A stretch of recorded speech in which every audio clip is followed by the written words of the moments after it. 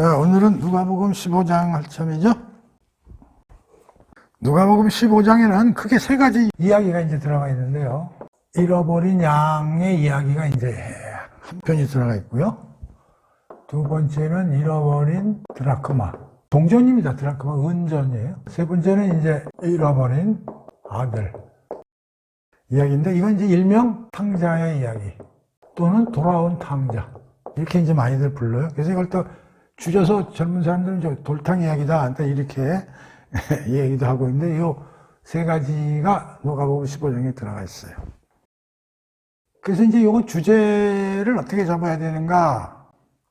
그 주제와 관련해서는 누가복음 19장 10절을 바라보면은, 이게 이제 우리가 처음 누가복음 시작하면서 대표 기절로 이제 우리가 뽑았던 건데, 인자가 온 것은 잃어버린 자를 구원하러 하심이니라 라는 게 이제 19장 10절에 나오거든요. 잃어버린 자를 이제 구원하러 오셨다고 그러는데, 여기 보면 이제 전부 새 이야기에 잃어버린이라는 말이 들어가 있죠. 잃어버린. 그러니까 어떻게 보면 누가복음의 대표 기절인 19장 10절을 막 구체적으로 좀 설명하는 그런 그 비유의 이야기 세 편이 15장에 들어가 있다. 이렇게 이해를 하면 되겠죠. 들어가 봅시다. 잃어버린 양에 대해서. 잃어버린 양은 15장 1절에서 7절이죠. 봅시다. 모든 세리와 죄인들이 말씀을 들으러 가까이 나와오니 바리새인과 서기관들이 수군거리 이르되 이 사람이 죄인을 영접하고 음식을 같이 먹는다 하더라. 예수께서 그들에게 비유로 이르시되 하면서 잃어버린 양 얘기가 나오는 거예요. 자, 여기서 중요한 게 이제 계속 공부를 해봅시다. 1절, 2절 가지고요. 이 세 가지 이야기가 나온 배경을 우리가 살펴봐야 돼. 왜 이 세 가지 이유가 15장에 나왔을까? 1절, 2절. 모든 세리와 죄인들이 말씀을 들으러 가까이 나오니 바리새인과 서기관들이 수군거려 이르되 이 사람이 죄인을, 여기서 이 사람은 누구예요? 예수죠. 죄인을 영접하고 음식을 같이 먹는다 하더라. 예수께서 그들에게 비유로 이르시되, 그러면서 세 가지 이야기가 쭉 나오는 거예요. 그럼 이 세 가지가 나오게 된 배경이 뭐예요? 모든 세리와 죄인이 누구한테 나오는 거예요? 예수의 말씀을 들으러 예수께 나오니. 그랬죠? 그런데 나왔는데 이거에 대해서 2절에서 바리새인과 서기관은 이 사태에 대해서 반응을 어떻게 보이고 있어요? 수근거리면서 웅성웅성거리면서 뭐라 그래? 이 사람이, 야, 예수를 이 사람이라 그래. 에? 이 사람이 어떻게 된다고? 죄인을 1. 영접하고 2. 음식을. 그러니까 지금 모든 세리와 죄인들이 예수께 왜 나오게 됐을까요? 14장에 뭐가 나와요? 14장의 주제가 뭐였어요? 좁은 문이죠? 그 좁은 문에는 많은 이야기들이 들어가 있어요. 긴급성으로서의 좁은 문, 그 다음에 겸손으로서의 좁은 문, 그 다음에 헌신으로서의 좁은 문. 그렇죠? 그러고 나서 마지막에 결론 부분에 소금과 같이 짠맛을 내야 된다. 그렇게 생활을 해야 제자도의 길을 갈 수 있다고 그런 얘기를 하시잖아. 그러니까 그 소리를 듣고서 모든 세리와 죄인들이 말씀을 들으러 예수님께서 앞으로 나오는데, 이 사람이 죄인들을 영접하고 음식을 먹네? 이런 얘기를 하는 거예요. 그러니까 이게 좋은 뜻으로 생각하는 거예요? 나쁜 뜻으로 생각하는 거예요? 나쁜 뜻이죠. 그럼 바리새인과 서기관들은 무슨 뜻으로 이런 얘기를 한 거예요? 이 세리나 죄인들을 웬만한 유대인들은 싫어해요? 좋아해요? 싫어하죠. 왜 싫어해요? 우리가 배웠잖아요. 세리된 놈들은 완전히 자기네 고열을 빨아먹는 놈이니까 아예 좋아할 수가 없는 놈들이고, 죄인들은 하나님한테 뭔가 지들이 잘못해가지고 저주를 받아가지고 저렇게 죄인으로 산다고 이렇게 생각하는 사람들 아니에요. 그런 사람들하고 밥을 먹겠어요. 말도 안 하는 게 기본적인 유대인의 사회에서의 어떤 관습과 기준이었단 말이에요. 그런데 이 사람은, 이런 사람들이 앞으로 나오는데 그들을 어서 오라 환대를 하고 또 거기서 밥을 같이 먹는단 말이에요. 밥이라는 얘기는 뭐야? 밥을 먹는다는 얘기는 우리가 얘기했지만 We are family, 우리가 한 가족이다, 이런 뜻이란 말이에요. 바리새인들이나 서기관으로 봤을 때는 이해를 못하는 거죠. 근데 되게 재미나는 게 모든 이라는 단어가 들어가. 모든 세리와 죄인이라고 그랬잖아요. 그게 이 모든 세리, 모든 죄인이냐, 모든은 세리에만 붙는 얘기고 그냥 죄인하고 떨어진 거냐에 대한 해석의 여지가 있지만 어쨌든 세리는 아예 한능도 유대인들은 싫어하는 거예요. 그렇죠? 근데 여기서 죄인이라는 단어가 재밌는 거예요. 죄인. 죄인이라는 걸 잘 살펴봅시다. 여기서 나오는 그 유대인들이 거부하는 사람들이 진짜 죄인입니까? 우리가 보통 죄인이라고 하면 주로 어떤 사람들을 죄인이라고 해요? 사람을 때리든가, 사람을 죽이든가, 사기를 치든가, 이런 사람들을 우리가 보통 죄인이라고 그러잖아. 그런데 이 당시 유대인들은 그런 사람들도 죄인이지만 가난한 사람, 병들린 사람, 그 다음에 직업이 하천한, 이런 사람들도 죄인이라고 생각해요. 그러니까 이때의 죄인은 뭐냐면 그들이 만든 사회적 기준, 관습, 전통에 따라 죄인을 구분한 거예요. 이게 진짜 뭐 죄인이라는 게 뭐 사람을 찔러 죽이고 이런 사람이 아니라, 그러니까 예수님 앞에 온 사람들이 완전히 흉폭한, 지금 뭐 우리로 말하면 어디 청성교도소에서 살다가 나온 애들만 쭈르러 왔다라는 개념보다는 이런 사람들이라면 억압받고 병들고 힘든 사람들, 유대인 사회가 그들을 하나님한테 죄를 많이 지어서 저렇게 어렵게 사는구나라는 그런 종류의 사람들을 여기서 죄인으로 표현했다, 이렇게 보는 게 맞는 거죠. 그렇죠? 무슨 말인지 알죠? 그러니까 벌써 이렇게 수근수근 된 거. 저런 사람들이 계속 그 예수의 공문을 쫓아다니는 게 막 수근수근 된 거죠. 그러니까 예수님이 벌써 그들의 마음속으로 알아야 몰라요. 그러니까 이런 배경하에서 뭐가 나왔다? 이 세 가지 얘기를 하신 거다. 그러니까 이 세 개 이야기가 왜 예수님이 설명했는지를 우리가 이해를 해야 된다, 그런 얘기요. 그러니까 이들은 어떻게 생각하냐면 자기들은 의로운 사람이고 세리와 죄인들은 죄인이야, 이건 진짜 하나님의 진노로 벌을 받은 자라고 딱 구분하는 거죠. 이등분. 바리새인과 서기관들의 사고 속에서는 딱 두 패로 갈린 거야. 자기들은 의인, 얘네들은 죄인. 죄인의 의미는 뭐다? 하나님의 진노로 이렇게 어려운 환경에서 자라는 사람들 죄인으로 몰아버린 거라는 거지. 근데 사실 우리가 공부하지만 하나님은 누구를 위해서 오신 거야? 대표 기준이 뭐야? 인자는 잃어버린 자를 위해서, 그 잃어버린 자가 우리가 이제 뭐 다 아는 얘기지만 이런 죄인이나 세리 같은 사람들일 거란 말이지. 그러니까 이 이야기를 한 거의 뒷배경이 뭐냐면, 야, 여기 온 사람들은 다 잃어버린 양, 잃어버린 드라코마, 돌탕, 도랑탕자, 그런 사람들이야. 그런 사람들 구원하러 온 거야. 이런 니들 구원하는 거 아니야? 이걸 갖다가 나 같으면 그렇게 직설적으로 해야 돼. 예수님은 직설적으로 얘기를 하지 않고 뭐래? 비유 이야기를 통해서 얘기를 하신다, 그런 얘기야. 이거 이해가 되죠? 그러면서 그 세 개 이야기를 뭘로 해요? 비유로 설명하세요. 비유는 어떤 사건이나 일의 그 숨어있는 어떤 상징을 크게 의미를 부각시키기 위해서 이제 비유를 쓰는 거죠. 그러니까 예를 들면 이런 거지. 서장훈이 키가 되게 크잖아. 보면 되게 커.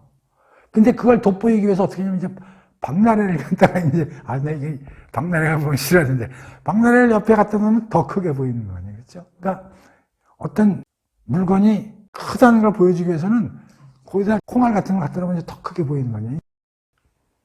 그게 이제 비유를 설명하는 거죠. 그렇죠?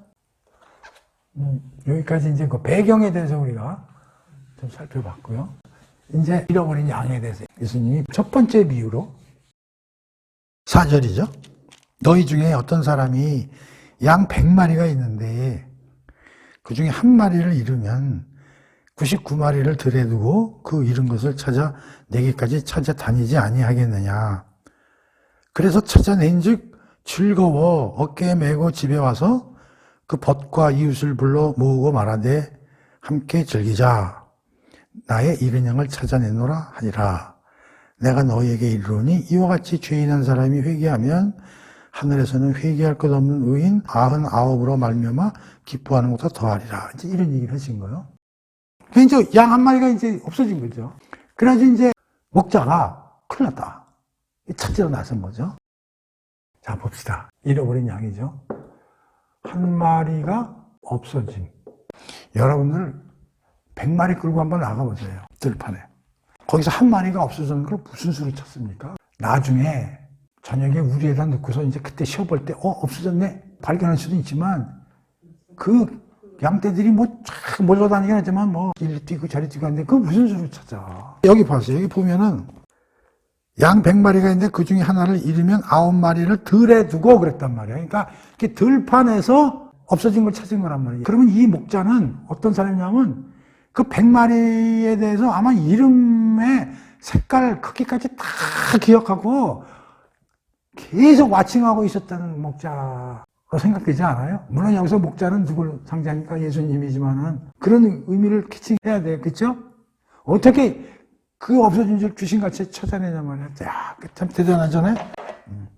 굉장히 집중하고 있다고 그러나? 그 한 마리 한 마리에 대해서 엄청나게 집중도 하지만 잘 알고 있는 상태를 얘기하고. 그게 없어졌어. 그럼 찾으러 갔어요. 야, 그러면 99마리는 어떻게 되는 거냐.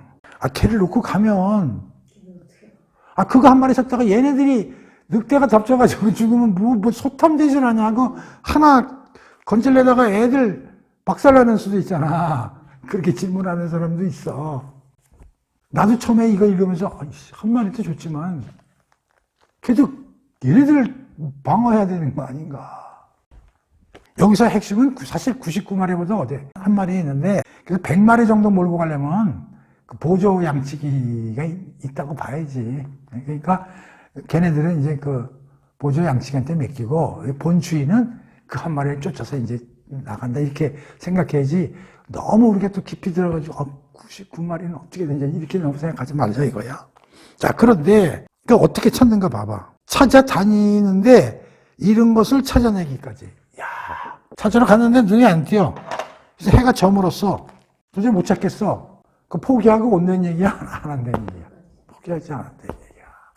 나도 옛날에 어렸을 때 엄마를 잊어먹은 적도 있고 그러거든요. 그때 굉장히 당황스럽거든요. 자연농원 같은데 그 넓은 데 가갖고 그 애 한번 잊어먹어 보세요. 그리고 누가복음 앞에 나왔지만 6월절 행사 마치고 내려오다가 마리아가 예수 잊어먹었잖아요. 3일길 되는데 한 하루길 왔다가 다시 3일에 걸쳐서 다 뒤지고 다녔잖아요. 그러니까 그 어린애 키우다가 잃어버린 엄마 심정하고 비슷한 거지. 그 엄마가 어린애 잊어먹어서 해가 졌다고 못 찾았다고 포기합니까?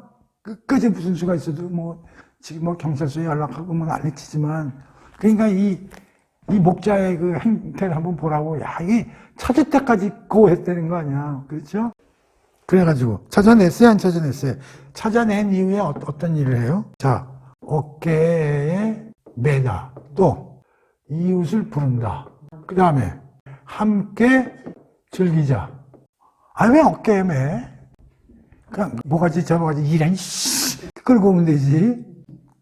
그래서 또 어떤 학자는 또 이렇게 얘기를 하는 사람도 있어. 하여튼 이 양은 우리 지난번에 양에 대해서 좀 공부를 했었잖아. 그때 어느 밖에서 공부했나?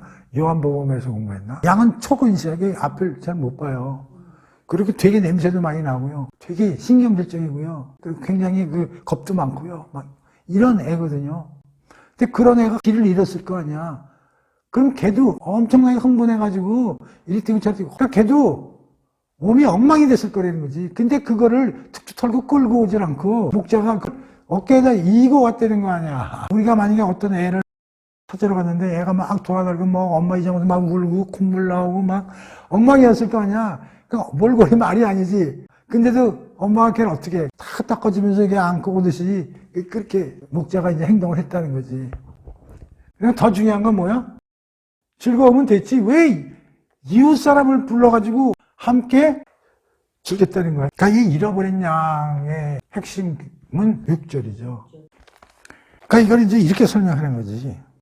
이 한 마리는 하나라는 건 어떤 존재야? 100분의 1이잖아요. 100분의 1. 이건 뭐야? 여기서 1은 굉장히 하찮고 미미한 존재 아니에요? 100만 원에서 10,000원짜리 한 장 빠졌다고 그래서 그렇게 한찮은 거잖아. 미미한 거고. 그런데 기뻐한다? 그러니까 뭐냐면 이 15장의 핵심 주제는 구원의 큰 그림을 보여주는 거고 또 하나는 하나님 나라의 그림을 보여주는 그 파트다 이런 얘기야. 그러니까 뭐냐면 이 하나가 미미하지만 이 하나가 없으면 나머지 99도 의미 없다. 오로지 100개의 양이 꽉 차 있어야 의미가 있다. 그러니까 하나님 나라는 그 미미한 사랑까지도 완전히 품고 완벽해져야. 그래서 구원은 잘 들으세요. 우리는 보통 개인 구원을 굉장히 강조한다고. 우리가 교회 가고 그러면 개인 구원, 예수님의 그 십자가를 믿음으로써 우리는 구원받는다. 그러니까 사람들이 어떤 생각이냐면, 내 영혼이 구원받았어. 나 구원받아야지. 그렇게 생각하잖아요. 거의 대부분이 그런데 이 스토리에서 왜 이웃을 불러가지고 함께 즐기자, 함께 즐거워하는 거야. 99마리도 같이 즐거워하는 거야. 그러니까 이웃 사람들도 같이 불러가지고 같이 즐거워하는 거야. 그러니까 구원이라는 거는 혼자 구원받는 것도 중요하지만 공동체로서의 구원이 대단히 중요하다는 거지. 그러니까 여기서 교회가 얼마나 중요하다는 교회의 구성이. 그러니까 교회 안에서는 한 명이라도 우리 교회에 들어오는 사람이 잃어버린 양이 되면 어떻게 돼? 끝까지 찾아가지고 합세해서 함께 찾은 거에 대해서 기뻐해야 된다. 그런 얘기예요. 하나님은 그 구원을 너 하나 구원하는 것도 중요하지만 공동체를 대단히 중요한 걸 우리가 여기서 공부할 수 있는 거예요. 내가 구원받았으면 다른 사람도 중요하고, 그렇죠? 자, 그 다음에 7절이죠. 그러면서 어떻게 결론을 맺냐면, 이와 같이 죄인 한 사람이 회개하면 하늘에서는 회개할 것 없는 의인 99으로 말미암아 기뻐하는 것보다 더하리라. 그래서 비교급을 쓰셔야죠. 비교급을 쓰는데 뭐가 더 크다는 거예요? 회개한 한 사람이 회개를 할 필요가 없는 99명의 의인보다 누구를 더 하나님은 기뻐하시는? 회개하는 한 사람. 여기서 회개할 필요가 없는 99명의 의인은 누구야? 아까도 얘기했지? 바리새인과 서기관이야. 그들은 자기들이 뭐라고 생각해? 의인이라고 생각하는 거야. 근데 그 의인은 자칭 의인이지, 그치? 의인은 두 종류가 있어요. 의인은 자칭 의인이 있고 하나님이 인정하는 의인이 있다고. 여기서 회개가 필요 없지 않은 99명의 의견은 자칭 의인이야. 이게 바리새인하고 서기관들이고. 그런데 하나님이 볼 때 얘네들은 의인이야? 아니야. 그 한 사람이, 이 사람은 죄인이지만 하나님이 회개하면 뭘로 봐주시는 거야? 의인으로 봐주시는 거지. 그러니까 의인의 개념을 우리가 잘 알아야 되는 거지, 그치? 죄인이 자기가 잘못했음을 알고 깨닫고 하나님한테 왔을 때 하나님이 너무너무 기뻐하신다는 거예요. 한 사람이죠, 이렇게. 지금까지 한 얘기가 잃어버린 양에 관한 스토리다, 이런 얘기예요. 물론 이걸 깊이 있게 알레고리를 할 수도 있지만 상당히 깊이 있게 우리가 음미해야 될 내용들이 굉장히 많이 있는 거예요. 그렇죠? 여기서의 목자는 예수님을 뜻한다고 알 수가 있지만, 그렇죠? 중요한 건 뭐냐? 한 마리도 놓치질 않는다. 그리고 그 사람에 대해서는 끝까지 찾으려고 발이 닳도록 끝까지 찾는 목자가 하나님이시다. 그런 얘기죠. 그리고 그를 찾았을 때 혼자만 구원하는 게 아니라 모든 사람들과 함께 불러가지고 함께 기뻐하시는 거다. 그래서 구원은 한 사람에 끝나지 않는다. 하나님 나라는 바로 이러한 그림이다. 그 다음에 두 번째 봅시다. 이른 드라크마. 요거는 8절에서 읽어볼게요. 어떤 여자가 10 드라크마가 있는데 하나를 잃으면 등불을 켜고 집을 쓸며 찾아내기까지 부지런히 찾지 아니하겠느냐. 이 드라크마는 은전이야, 은전. 근데 이 드라크마라는 게 이제 여기는 이렇게 쉽게 나오지만 여기 보면 10 드라크마라고 그랬죠. 이게 보통 남자가 섹시에게 주는 결혼 기념물이래요. 그러니까 10개 동전을 이렇게 묶어야지. 이렇게 둥그렇게. 그래가지고 이거를 이제 주로 여자들이 팔찌나 목걸이나 머리 장식으로 쓰이는 결혼 기념물은 굉장히 이게 귀중한 거래. 그 당시 그 유대 문화에서는. 그래서 그걸 잊어먹으면 안 되는 거지. 사실 그 남편에 대한 예의도 아니고 그렇잖아. 그러니까 이게 어떻게 고리가 빠져가지고 하나가 뚝 나간 거야. 그러면은 후루룩 그럼 9개가 의미가 없는 거야. 이 하나가 그거 좀 없어도 되겠지. 그냥 9개만 끼고 다녀야지. 그게 아니고 그 하나가 없으면 완전히 남편이 준 결혼 예물의 가치가 완전히 사라져버리는 어마어마하게 귀중한 거라는 거지. 그러니까 여기서도 우리가 100분의 1에서 1이라는 게 되게 하찮고 미미한 거지만 이게 하나가 빠짐으로써 온 공동체가 망가진다. 그런 의미를 가지고 있다, 이런 얘기예요. 그러니까 이걸 찾기 위해서 이 여인이 어떤 일을 해? 자, 등불을 켜고요. 그 다음에 집을 쓸어. 부지런히. 이야. 이게 실내니까 후라시 켜고 그냥 이걸 보면서 무슨 생각이냐면 금은방에서 왜 금세공하는 아저씨들이 나중에 다 금가루가 하다가 뭐 조금이라도 그 무게가 틀리면 그냥 그거 찾아서 그냥 뭐 난리치듯이 그렇게 하는 거야. 그러니까 여기서 여인은 또 예수님을 뜻하는 거지. 요 하나에 보잘것없는 요 운동전 하나를 그렇게 세밀히 찾으러 다니시는 게 그 하나님이시다. 이런 얘기죠. 그 얘기를 하는 거야. 그래가지고 찾았어. 그랬더니 또 어떤 일을 해. 또 이웃을 불러. 그래가지고 함께, 여기 함께 즐기자 있어요, 없어요? 여기 함께 즐기자 있어요, 없어요? 함께 즐기는 거야, 함께. 그러니까 그게 자기 물건인데 왜 옆집 사람을 불러가지고 그렇게 하냐고. 그러니까 이게 비유로 말씀하시는 이 의미가 어마어마한 거란 말이에요. 그러니까 한 사람을 얼마나 귀중하게 생각하는 거냐. 그리고 하나님 나라 공동체는 하나의 이가 나도 안 된다. 이제 이런 얘기죠. 미미한 걸 찾아다니시는 하나님의 사랑하는 걸 우리가 찾아볼 수 있는 거죠. 그렇죠? 그 다음에 10절 봅시다. 내가 너에게 이르는 이와 같이 죄인한 사람이 회개하면 하나님의 사자들 앞에 기쁨이 되니. 또 여기서도 또 요거 똑같은 얘기를 하잖아. 그렇죠? 그러면 이거와 이거의 차이는 뭐예요? 이건 동물로 비유한 거죠? 양이니까. 이건요? 물건이죠. 이건 무생물이죠. 여기는 이제 사람이죠. 사람, 생물, 무생물. 이게 뭐냐? 하나님의 구원은 우리만 구원받는 게 아니에요. 하나님의 구원은 어디에까지 미치는 거예요? 동식물, 무생물, 돌 하나까지 다 미치는 거예요. 그리고 하나님 나라는 어떻게 이루어지는 거예요? 인간 사회에서만 이루어지는 건 전 우주적이다 이런 이야기지. 기가 막히지 않아요? 자, 이제 돌탕 이야기로 들어가는 거예요. 탕자 이야기입니다. 근데 여기서 탕자 이야기를 하면서 우리가 세 가지를 우리가 살펴봐야 돼요. 하나는 작은 아들. 두 번째는 큰 아들. 아들 둘 얘기. 세 번째는 아버지. 근데 대개 우리가 작은 아들에 초점을 맞추잖아요. 초점은 어디예요? 아버지입니다. 내가 아버지가 누구예요? 하나님이거든요. 여기는 목자죠? 찾으러 나간 사람이 누구예요? 목자. 여기 누구야? 여인. 여기 누구야? 아버지. 그래서 이걸 어떻게 설명하냐면 신학자들은 또 이렇게 설명하는 사람이 있어. 아버지는 누구? 성부 하나님. 목자는 누구? 성자 하나님. 그래서 이 여인은 성령 하나님이라고 우리가 상징 안 할 이유가 있느냐? 이렇게 설명하는. 그래서 이게 삼위일체 하나님의 구원의 그림이요. 하나님 나라를 세우시고 자녀들을 부르시는 그림이 누가복음 15장에 펼쳐지고 있는 비유로서의 예수님 이야기다.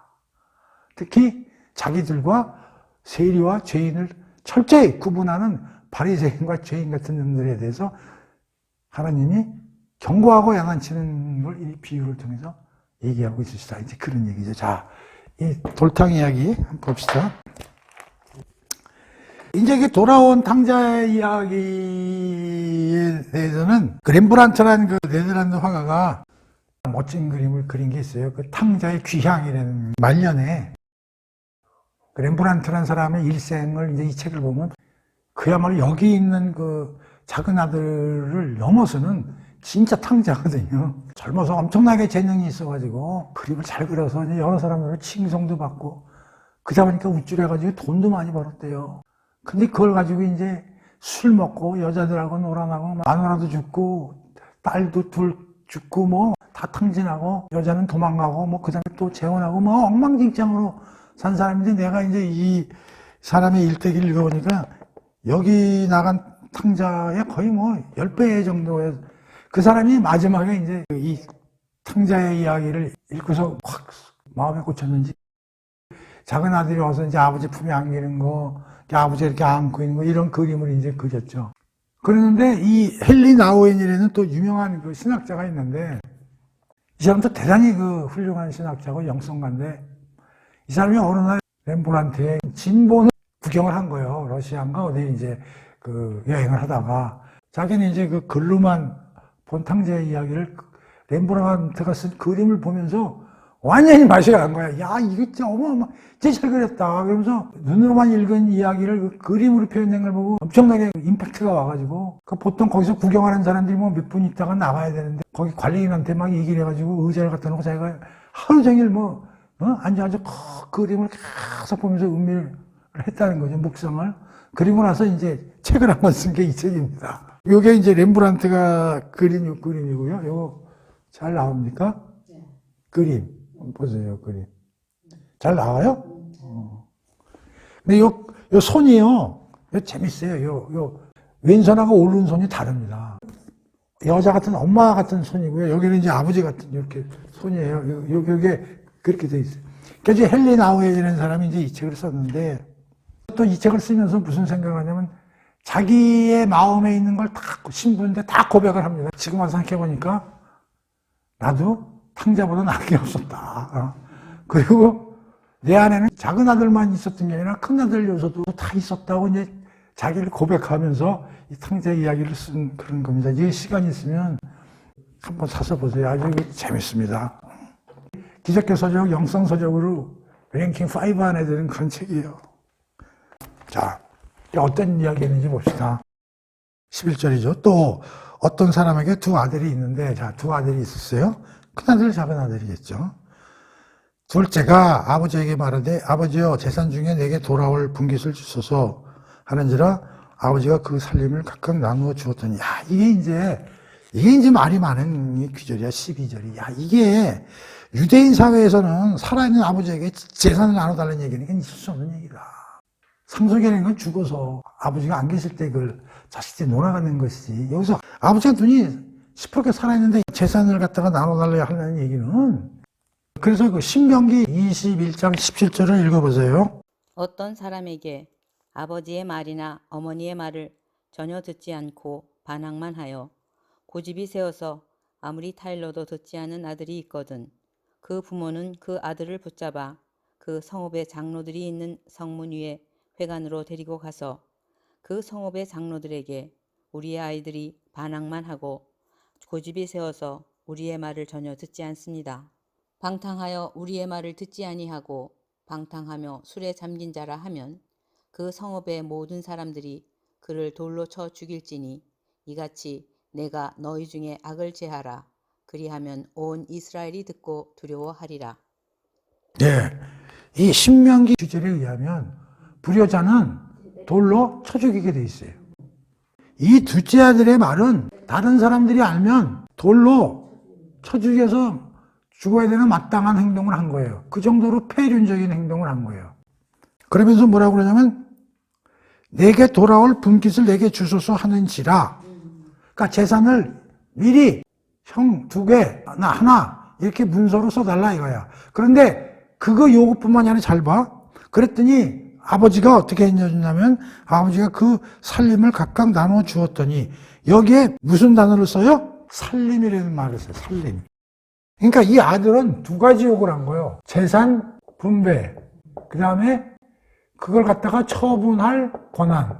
이게 뭐냐면 사전에 명의를 나눠놨더니 거기서 나는 수확은 아버지가 쓸 수 있는 게 그 당시에 관습이라는 거예요. 근데 얘는 그게 아니라 그걸 팔아서 그걸 내가 쓸 수 있는 권한까지도 달라. 그러니까 뭐냐면 재산 분배와 처분할 권한까지 달라고 요구한 폐륜이야. 얘는 석사야, 석사. 돌로 죽여야 되는 애란 말이야. 그런데 여기서 아버지는 어떻게 했어요? 그대로 해줘요, 안 해줘요? 해준다. 근데 여기서 무슨 단어를 써요? 살림. 이 살림은 히브리어로 신학자들이 연구를 해보니까 생명, 삶이라는 뜻을 갖고 있는 단어야. 다시 말하면 이 작은 아들은 아버지와 함께 살면서 어떻게 보면 아버지가 주인이니까 아버지의 생명과 삶 속에서 삶을 했던 거야. 근데 그거를 완전히 부서뜨리고 아버지의 생명과 삶에서 떠나서 자기의 권한과 자기의 삶으로 살겠다는 선포라 이런 얘기요. 그 살림이라는 뜻이 아버지의 생명과 삶을 따라 살고 아버지로부터 은혜를 받고 살던 삶에서 완전히 결별해가지고 자기 뜻과 자기 삶으로 살겠다는 그러한 강력한 선포다 이런 얘기예요. 누구하고 같아요? 우리가 에덴 동산에서 쫓겨났을 때와 같지 않아요? 똑같은 거예요. 이게 자 봅시다. 그 후 며칠이 안 돼요. 둘째 아들이 재물을 다 모아가지고 먼 나라로 가 거기서 방탕하여 그 재산을 낭비하더니 13절에서는 2가지가 우리 눈에 들어오는 거예요. 첫 번째, 먼 나라로 갔다는 거야. 근데 여기서 참 재미난 게 뭐냐면 집을 떠나 다른 곳으로 갔다 이렇게 설명해도 되는데 근데 여기 나라란 말을 쓴단 말이에요. 그러니까 이스라엘 사람들은 다른 나라를 개돼지 나라로 생각한 거냐 이방 나라를.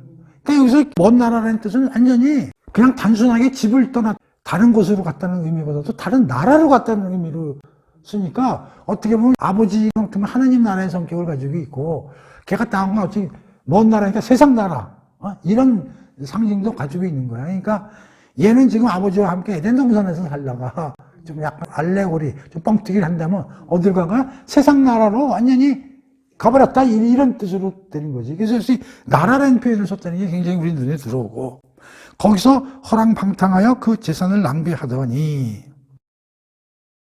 요건 지워도 되죠? 헨리 나우엔이 그 탕자의 귀향이라는 책을 쓰면서 집의 의미를 이렇게 설명해요. 사랑하는 아이야, 그건 아버지 얘기지. 내게 은혜를 베풀어 주리라는 음성을 들을 수 있는 내 존재의 중심이 집이라고 이 사람이 해석을 한 거야, 헨리 나우엔이. 그러니까 여기서 집에서 떠나서 다른 나라로 갔다고 그랬잖아요. 그러니까 그 집이라는 건 항상 아버지로부터 아유 사랑하는 내 새끼, 에휴 내가 모든 걸 너한테 해줄게, 걱정하지 마라 라는 음성을 들을 수 있는 내 존재의 중심이 집인데 여기서 어디로 간 거야? 먼 나라로 간 거지. 여기서 나라에 우리가 주목을 하자는 거지. 그러면서 헨리 나우엔은 이 먼 나라를 뭐라고 썼냐 하면은 확률 제로의 불모지에서 사랑을 찾는 어리석음 이렇게 표현을 했더라고요. 헨리 나우엔이 확률 제로의 불모지에서 아버지의 사랑을 찾는 어리석은 게 먼 나라의 특징이라고 헨리 나우엔이 쓴 거예요. 근데 우리가 이제 창세기에서 배웠지만 에덴 동산에서 쫓겨났을 때 내가 뭐라고 그랬어? 뿌리 뽑힌 나무 신세가 된다고 그랬잖아. 뿌리가 뽑히면 이제 처음에는 살아요. 처음에는 물을 못 받아들이니까 뿌리가 뽑혔으니까 점점 말라 비틀어지잖아요. 그러면서 어떻게 돼? 결국 죽음으로 가잖아요. 왜 죽는 거 아니야? 이 말라 비틀어지는 게 뭐야? 이게 죽음의 증상이죠. 과정이고.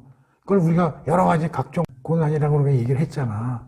근데 헨리 나우엔은 이렇게 얘기하는데 확률 제로의 불모지에서 사랑을 찾는 어리석음 이렇게 이제 설명을 하는 거야.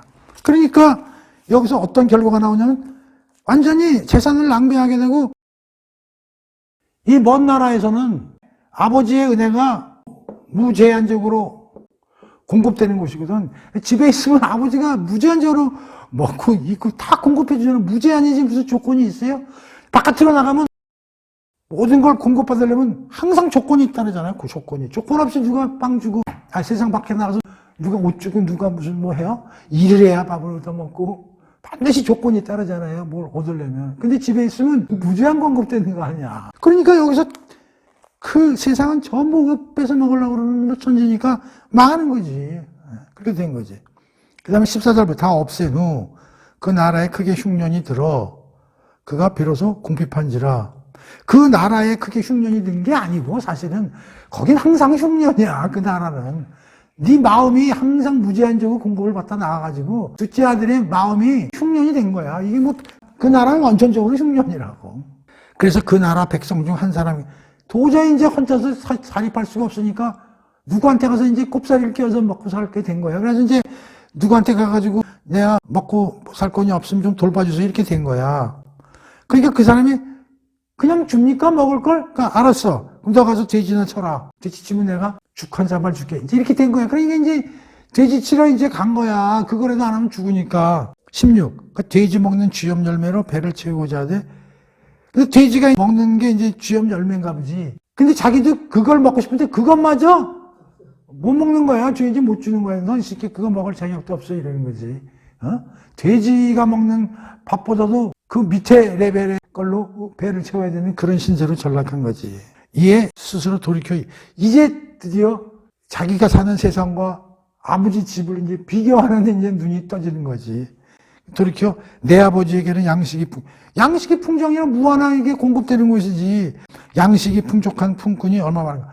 그 아버지 집에 그 일하는 사람들에게는 그 사람들이 뭐 먹고 사는 거 걱정하겠어? 그냥 아버지가 무제한대로 그 공급해 주는 거 아니야, 걔네들한테는. 그 생각이 나는 거지. 자기는 뭐야, 이거. 돼지가 먹는 것도 주염 열매 하나 못 얻어 먹는 신세가 됐으니까. 그러면서, 야, 난 여기서 이제 죽는구나. 이렇게 생각한 거지. 내가 일어나 아버지께 가서 이르기를, 여기서 이제 회개의 마음이 싹 드는 거야. 내가 죽일 놈이었구나. 떠날 때는 어떤 생각에서 살림을 내달라고 했다는 얘기는 난 아버지 빨리 죽는 게 나아 이런 뜻으로 온 거거든. 이제 아버지께 가서 아버지 내가 하늘과 아버지께 죄를 지어서 야 죄인임을 알고 여기 이제 회개가 나오는 거야. 누구의 회개? 작은 아들의 회개가 나오는 거지. 근데 이 회개는 사실 우리가 성경적으로 보면 성령 하나님의 힘으로 사실 회개가 되는 건데 어쨌든 죄인임을 이제 뼈가슬까지 깨닫게 되고 지금부터는 아버지의 아들이요 일컬음을 감당하지 못하겠나이다. 나를 품꾼의 하나로 보소서 하리라 하고. 그래서 아버지한테 가서 아버지 나 아들 아니고 이제 종으로 불러주세요. 이렇게까지 자기가 하겠다고 회개의 마음을 잔뜩 먹고 이제 자 우리가 얘기했지 회개의 3요소가 뭐라고 했어 내가 영어 단어 3개 외우라고 그랬지. 스톱, 리턴, 백. 리턴은 뭐야? 마이 윌에서 God's will로 바꾸는 거죠. 마이 윌, 내 뜻대로 사니까 완전히 잘못돼서 이제 아버지 뜻대로 살았어야 되는데 이제 리턴은 된 거야. 그렇지? 그러고 나서 백한 거지. 어디로? 아버지 집으로. 작은 아들이 이제 회개의 3요소를 딱 갖췄어. 그러고서 딱 아버지 집으로 가는데 아버지는 어떻게 하고 계셨냐면 대문도 다 열어놓고 이미 얘가 올 줄 아신 거야. 그러니까 여기서 아버지가 살림을 줄 때는 이미 아신 것 같아. 돌아올 거를. 그리고 네가 그 험한 세상에 나가자면 살아봐라. 얼마나 힘든지.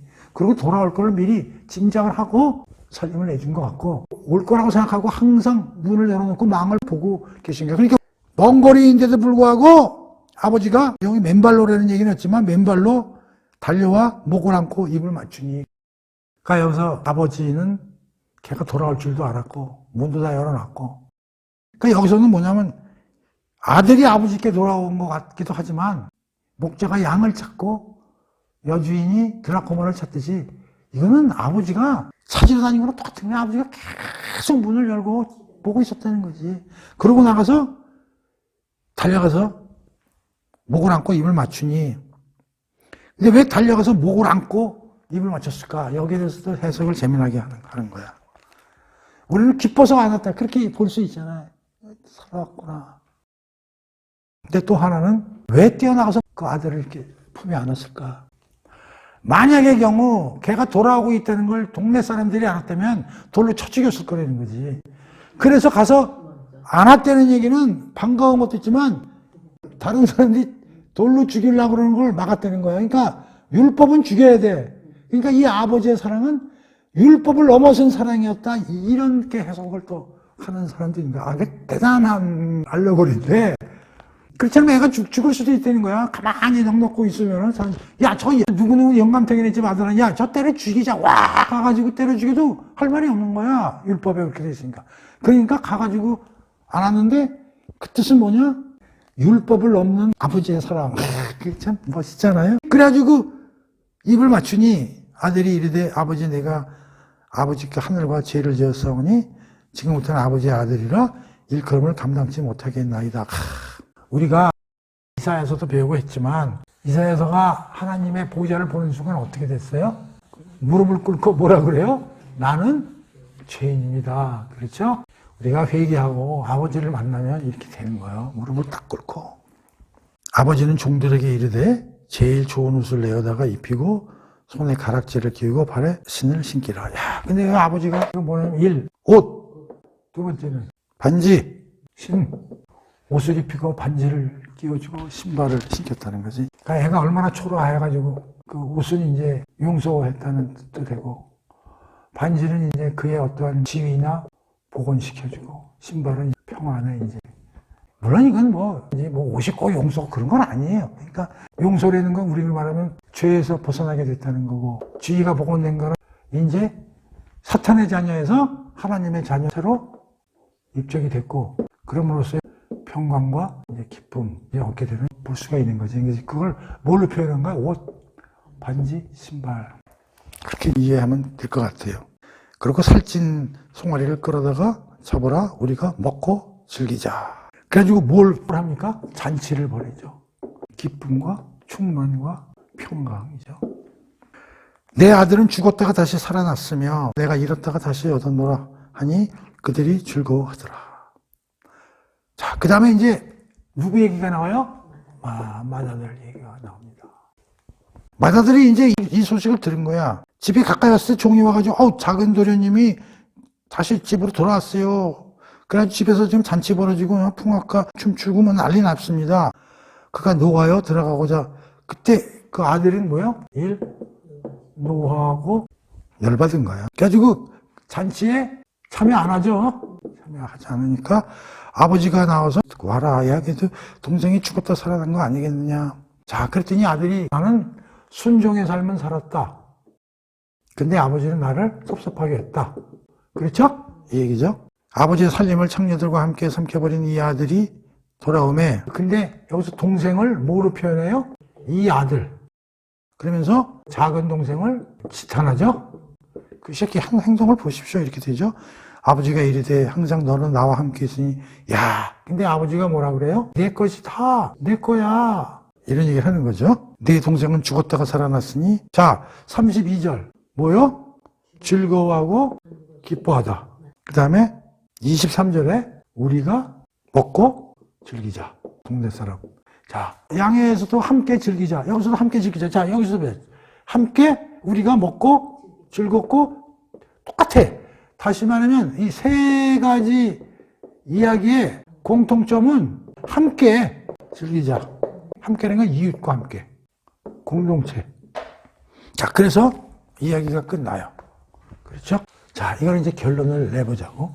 이 세 개 이야기가 다 공통적 주제를 가지고 있다는 거야. 뭐요? 함께 기뻐함. 그렇죠? 그리고 이 이야기의 스타팅 배경은 바리새와 서기관들이 모든 세리와 죄인을 구분해서 얘기한 거에 대한 예수님의 비유 설명이다. 그런 얘기요. 그러면서 중요한 건 뭐냐면 이것은 큰 구원의 그림이며 하나님 나라에 대한 큰 그림의 상징적인 이야기다. 그러면서 잃어버린 아이니까 잃어버림과 찾음에 대한 함께 기뻐함. 이게 대주제라는 거지. 그러니까 에덴 동산을 우리는 다 잃어먹은 사람이었다는 거지. 그걸 예수님이 끝까지 찾아다니시면서 그걸 찾아서 공동체를 만들고 함께 즐거워하고 기뻐하시는 게 이게 구원의 전체적인 그림이고 하나님 나라의 그림이라는 거지. 그러니까 잃어버림의 결과는 비참함이고 찾음으로써 기쁨이라는 거지. 그러니까 구원이라는 건 비참함에서 기쁨으로. 그 다음에 또 중요한 것은 헨리 나우엔이 그 자기 책에서 뭐라고 썼냐면 우리 마음속에는 작은 아들과 큰 아들의 요소가 다 들어있다는 거지. 우리가 아까 큰 아들에 대해서는 잘 설명 안 했지만 큰 아들은 어떻게? 자기는 대단히 순종적이고 자기는 대단히 선한 삶을 살고 착하고 율법을 잘 지키고 그렇죠? 자칭 의인이야. 이 의인이 하는 게 주로 누구야? 다른 사람을 정죄하는 게 특징이에요. 그런데 자기가 순종을 했다고 말했지만 아버지가 야 우리 잔치에 들어가자 했을 때 순종했어요? 그러니까 이건 자기 생각으로 순종하는 거라니까. 바리새인들도 자기 생각으로 의인이라고 생각하는 거야. 다시 말하면 작은 아들은 집 나간 탕자고 큰 아들은 집 안에 있는 탕자라고 얘기를 하는 거예요. 되게 선한 척하지만 근데 얘는 돌아와. 얘는 돌아오질 못해. 그러면서 헨리 나우엔은 나는 작은 아들로서의 요소도 듬뿍 갖고 있고 큰 아들로서의 요소도 듬뿍 갖고 있다는 거야. 자기는 두 요소를 다, 우리 인간은 작은 아들과 큰 아들의 요소를 다 갖고 있다는 거야. 그런데도 불구하고 아버지는 작은 아들도 큰 아들도 다 용서하고 받아들이는 자세를 했다는 거야. 아버지는 그렇다고 큰 아들을 야단치지 않잖아. 아유, 들어가자. 아이, 죽은 동생이 왔잖아. 그리고 내 것이 다 네 것인데 뭘 그렇게 분을 내고 그래. 그러면서 달래면서 딱 품는 그 아버지.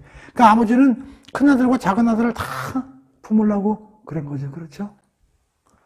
그래서 헨리 나우엔은 결론을 어떻게 짓냐면 나는 두 요소를 다 가지고 있고 아버지로부터 은혜의 축복을 아들은 받았지만 이제 여기서 우리는 아버지의 자리로 우리가 돌아가야 되지 않겠는가.